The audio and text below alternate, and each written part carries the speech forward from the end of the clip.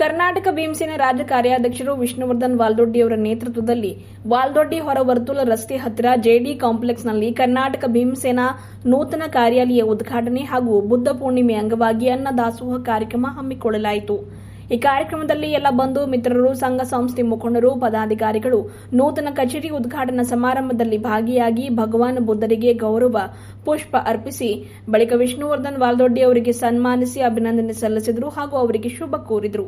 ಈ ವೇಳೆ ವಿಷ್ಣುವರ್ಧನ್ ವಾಲ್ದೊಡ್ಡಿ ಅವರು ಮಾತನಾಡಿ, ಗ್ರಾಮೀಣ ಭಾಗದ ಜನರಿಗೆ ಅವರದ್ದೇ ಆದ ಒಂದಿಷ್ಟು ಸಮಸ್ಯೆಗಳಿರ್ತವೆ.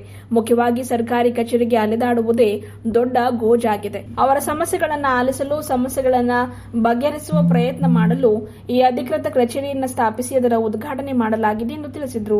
ಈ ಸಂದರ್ಭದಲ್ಲಿ ವಿಷ್ಣುವರ್ಧನ್ ವಾಲ್ದೊಡ್ಡಿ ಅವರ ಕುಟುಂಬಸ್ಥರು, ಬಂಧು ಮಿತ್ರರು, ಮುಖಂಡರು ಉಪಸ್ಥಿತರಿದ್ದರು.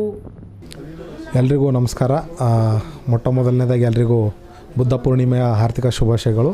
ಇವತ್ತಿನ ದಿವಸ ನಮ್ಮ ಸಂಘಟನೆ ವತಿಯಿಂದ ಒಂದು ಅನ್ನದಾಸೋಹ ಕಾರ್ಯಕ್ರಮ ಹಮ್ಮಿಕೊಂಡಿದ್ದೀವಿ. ಅದೇ ರೀತಿ ನಮ್ಮ ಕಚೇರಿ ಉದ್ಘಾಟನೆ ಕೂಡ ಮಾಡಿದ್ದೀವಿ. ಈ ರೂರಲ್ ಭಾಗದಲ್ಲಿ ಏನು ಹಳ್ಳಿಗಳಿಂದ ಬೀದರಿಗೆ ಬರಬೇಕು ಜನರು, ಅಲ್ಲಿ ಬಂದವರು ಕಷ್ಟಗಳು ಆಲೈಸಬೇಕು, ಯಾವುದೇ ಸರ್ಕಾರಿ ಕೆಲಸಗಳಾಗಬೇಕಂತಂದ್ರೆ ಅಡ್ಡಾಡ್ತಾಯಿದ್ರು.